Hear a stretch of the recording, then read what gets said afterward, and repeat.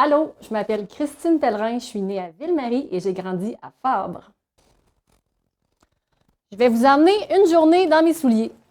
Je suis sergente superviseur de relève au poste de Ville-Marie ou Témiscamingue. Ici, c'est la salle de briefing. Dans le fond, à chaque début de relève, on se rencontre avec les patrouilleurs qui terminent leur quart de travail et qui débutent. On fait des échanges d'informations. Moi, mon travail aussi, c'est de faire des assignations aux patrouilleurs. Ça peut être autant des assignations en sécurité routière, prévention dans les écoles, à les assigner sur des appels ou aller faire des arrestations. Une fois le briefing terminé, dans le fond, on passe à l'assignation des véhicules. Donc, on a différents véhicules ici, tout dépendant, dans le fond, les entretiens qui sont à faire au garage. Là, chaque patrouilleur, dans le fond, j'assigne des véhicules qui sont différents à tous les jours, tout dépendant des besoins de l'organisation et des véhicules disponibles. Je vais vous expliquer mon uniforme de travail. Donc, il y a la veste pare-balles que vous voyez avec les insignes police en avant et en arrière. Ça, c'est vraiment une protection anti-balles, anti-couteau. Par la suite, j'ai mon Glock 9 mm qui contient 17 balles de service. J'ai du poivre de Cayenne et j'ai une arme à impulsion électrique qu'on appelle communément un taser. J'ai ensuite mon radio qui me permet de communiquer, dans le fond, avec les autres patrouilleurs sur le même corps de service que moi. Puis, au centre, des gants pour ma sécurité quand je fouille quelqu'un ou que je manipule des choses contaminées. Puis, mes menottes. Étant donné que je travaille parfois la nuit, j'ai aussi ma lampe de poche. Puis comme vous voyez, là, j'ai attaché mes cheveux pour plus de sécurité afin d'aller sur la route. Vous êtes présentement dans mon bureau, dans le fond, de superviseur de relève. Moi, je suis superviseur de relève depuis 1 an maintenant, depuis, dans le fond, août 2021. Ce qui m'a emmené, dans le fond, à devenir superviseur de relève. Comme tout le monde, j'ai fini mon secondaire 5. Puis par la suite, je suis allée en technique policière au cégep de l'Abitibi-Témiscamingue à Rouyn-Noranda. J'ai complété, dans le fond, ma formation de patrouilleur, la formation initiale de patrouilleur à Nicolette, à l'École nationale de police du Québec. Par la suite, j'ai été embauchée par la Sûreté du Québec en mai 2008. Donc, ce qui fait que j'ai maintenant 14 ans de service au sein de la Sûreté du Québec. J'ai eu beaucoup d'emplois étudiants là, au cours de ma jeunesse. J'ai commencé par du gardiennage. J'ai ensuite travaillé sur une ferme laitière pendant 5 ans.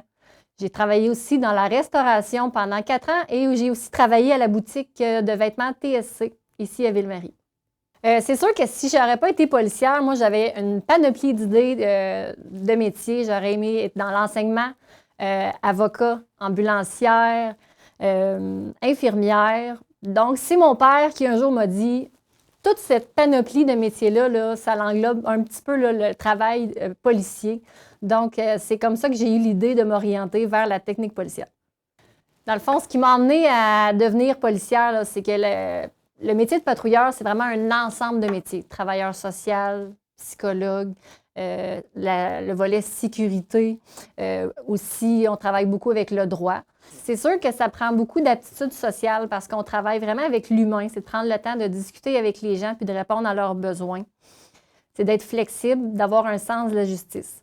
Donc, la police de 2022 n'est plus la police de 1980 comme certains l'ont connue.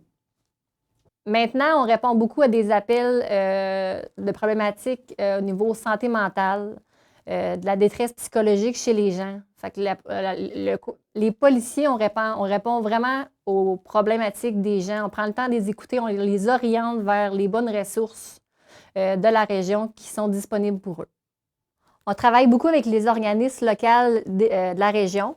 De plus, dans le fond, moi, je fais des conférences pour le programme Unité sans violence de la Sûreté du Québec avec les étudiants de 5e année dans différentes écoles de la région. De plus, je m'occupe du souper spaghetti de la Sûreté du Québec, mais c'est sûr que là, avec le COVID, il n'y en a pas eu depuis 2 ans, mais on va recommencer ça bientôt. Je suis sur une table de concertation santé mentale, dépendance, itinérance avec le CISAT de l'Abitibi-Témiscamingue. C'est une belle table partenaire là, qu'on a l'occasion d'échanger. Je vous ai mentionné que je faisais des conférences dans les écoles. J'aime beaucoup l'impact, dans le fond, que j'ai quand j'arrive dans une cour d'école, dans une classe. Quand j'étais jeune, là, j'étais vraiment impressionnée par une voiture de police qui passait dans ma rue. Depuis, mes parents m'ont toujours parlé positivement du travail de la police, dans le fond, pourquoi il était nécessaire. Ça aussi, ça m'a influencé beaucoup là, dans l'approche de mon métier. De plus, mon grand-père était policier dans la municipalité de Fabre. C'est sûr que c'est un métier qui peut se transmettre de génération en génération. J'ai plusieurs collègues que leurs parents, leurs grands-parents étaient dans le métier aussi.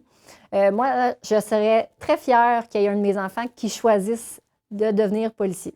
Voici mon bureau de travail. C'est ici que, dans le fond, que je suis quand je ne suis pas dans ma voiture de police. Ici, je réponds aux appels des citoyens.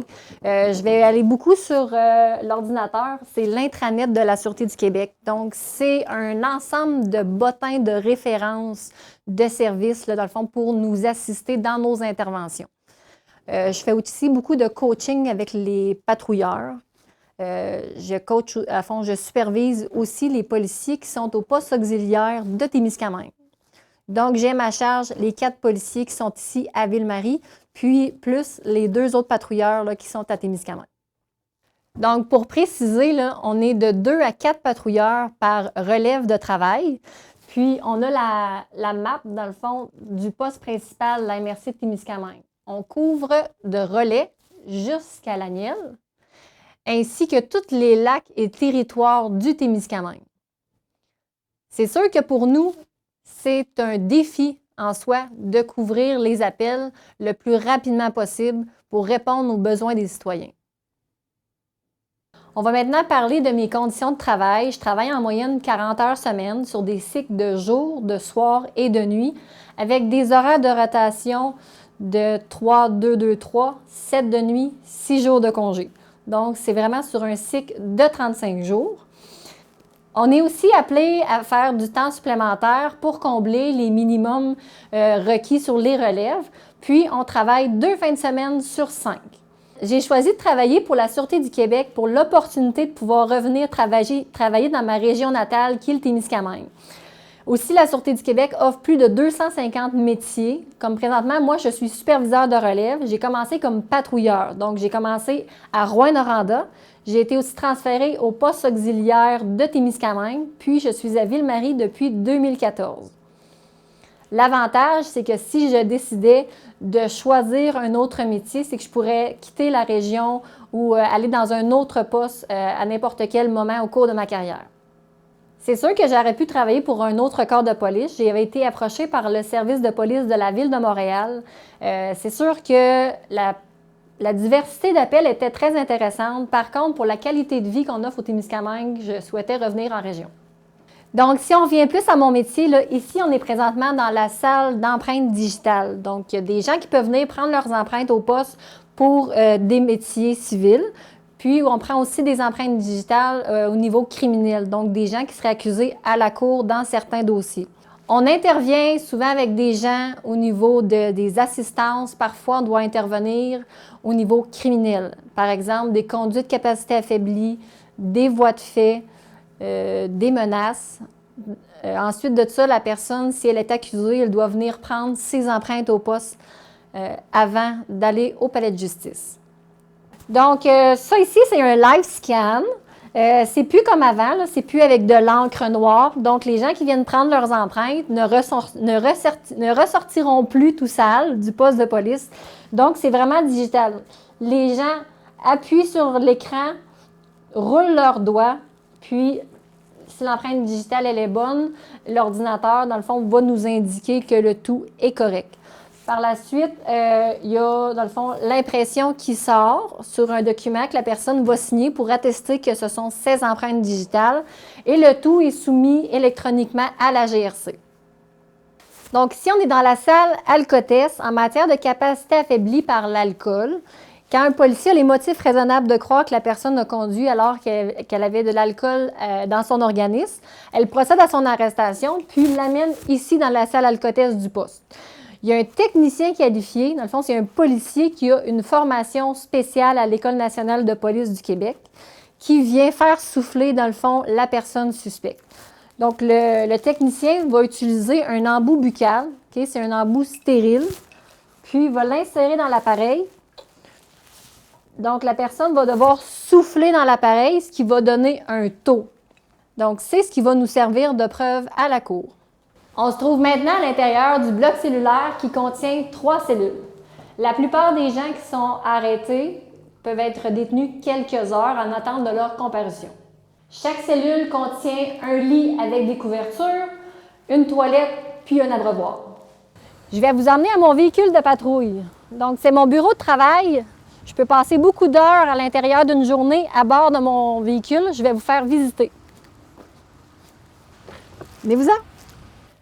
Donc, comme vous voyez, je suis à bord de mon véhicule patrouille. C'est un F-150. On a la chance au Témiscamingue d'avoir eu des plus gros véhicules là, parce qu'on a souvent à répondre à des appels en secteur isolé en forêt. C'est sûr que c'est beaucoup plus pratique qu'un Ford Taurus. À l'intérieur de mon véhicule patrouille, ça ici, c'est un cinémomètre. C'est ce qui nous permet de capter les vitesses des gens. L'ordinateur que vous voyez, ça s'appelle un terminal véhiculaire. Nous, on est connecté directement avec le site de la SAC via l'application CRPQ. Donc, c'est ce qui nous permet d'enquêter les plaques des véhicules, les permis de conduire, savoir si une personne est recherchée. Par la suite, le cornet des allures des années 80, c'est nos ondes radio. Donc, quand je veux parler avec mes collègues, j'utilise le cornet que vous voyez, donc je dois appuyer sur le bouton pour ensuite parler avec mes collègues. Dans chaque véhicule se trouve une boîte de défibrillateur parce qu'on intervient souvent en assistance avec les ambulanciers quand les gens appellent pour des problèmes de santé. Donc, c'est pour ça que parfois on peut se présenter chez vous avant les ambulanciers en mode de prévention. Le défi qu'on a en tant que patrouilleur, c'est d'être capable de répondre aux besoins des citoyens, tout dépendant de leur appel. Donc, parfois, on a des appels de chicane de famille. Ça peut être un appel pour un accident avec blessé. Ça peut être un appel pour une expulsion. Parfois, on porte assistance à l'hôpital. On intervient aussi sur des vols, des introductions par effraction, des personnes disparues, des noyades. Donc, comme vous pouvez voir dans la cour, le poste de Ville-Marie est équipé de bateaux, de VTT ainsi que de motoneige. Et on a des patrouilleurs qui sont formés pour les recherches et sauvetages en forêt. Bien, bonjour, je m'appelle Nancy Fournier, je suis sergente à la Sûreté du Québec, agente d'information. Donc, en fait, mon travail à moi, c'est vraiment au niveau de la médiatisation. Hein, c'est moi qui va s'occuper justement d'être là pour les patrouilleurs lorsqu'ils ont besoin de faire médiatiser, comme exemple, une disparition, hein, une personne qui recherche.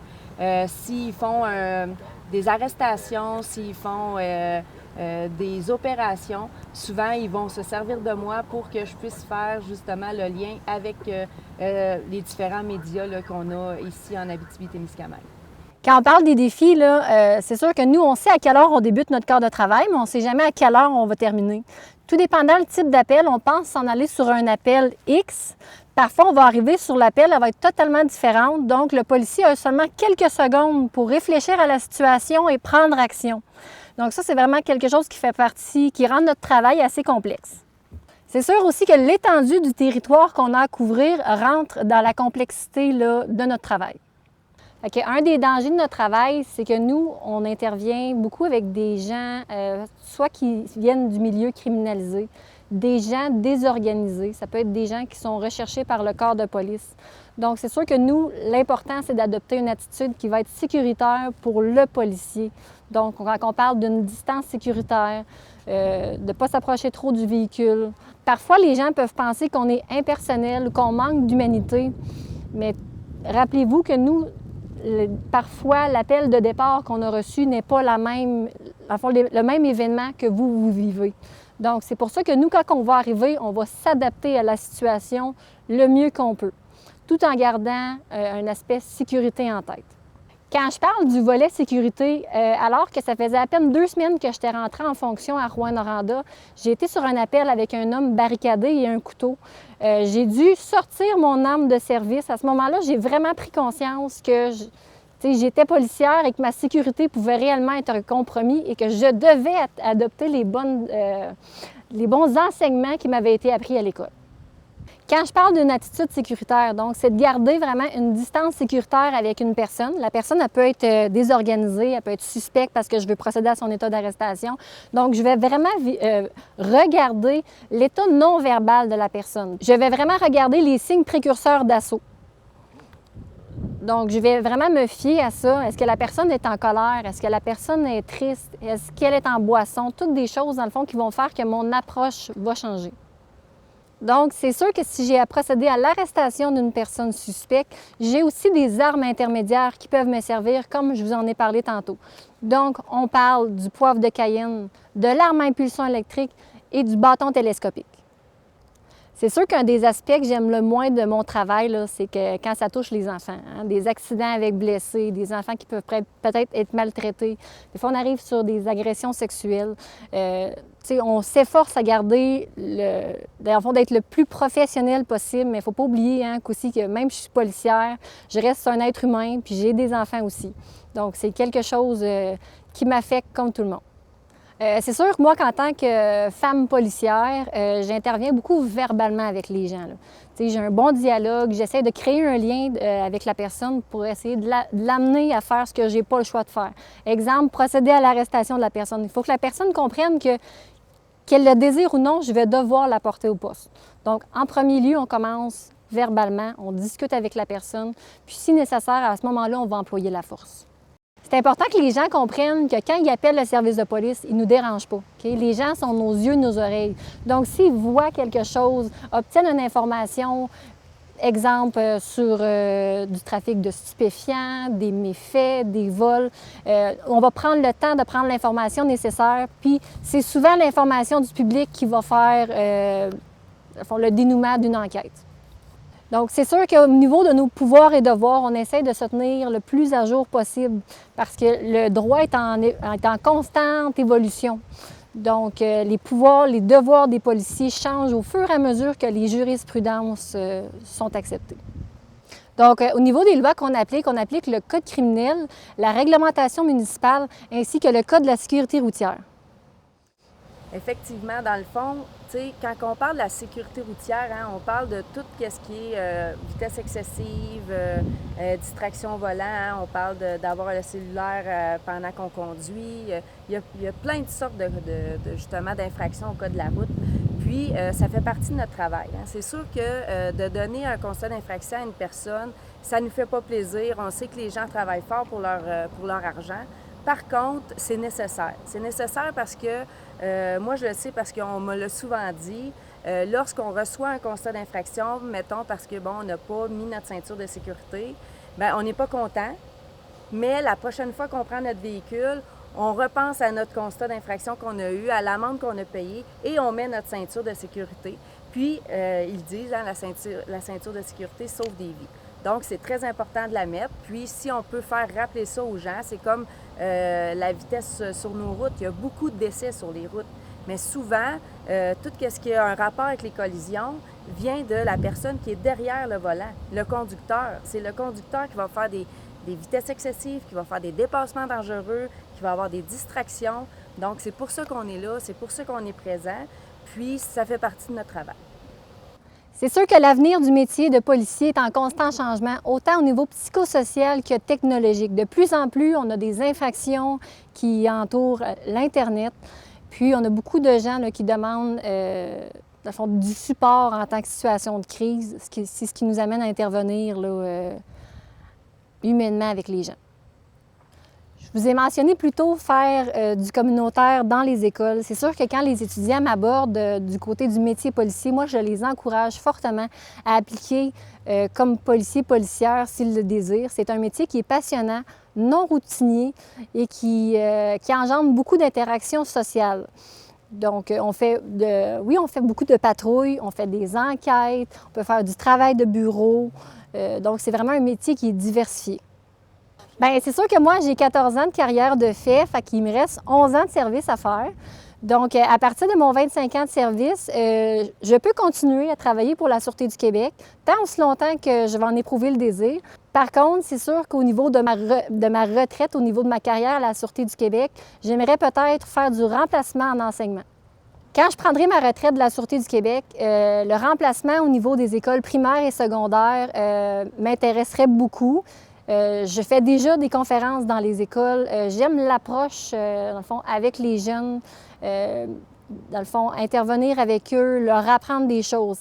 Au niveau de mon travail, maintenant, en tant que superviseur de relève, je fais beaucoup de coaching. Dans le fond, j'accompagne des nouvelles recrues dans leur travail. Puis ça, c'est une partie de mon métier que j'adore. Donc, c'est sûr que ça rejoint beaucoup l'enseignement de ce niveau-là. Donc, en terminant, merci d'avoir participé à une journée dans mes souliers. Ici Christine Pellerin de la Sûreté du Québec à Ville-Marie.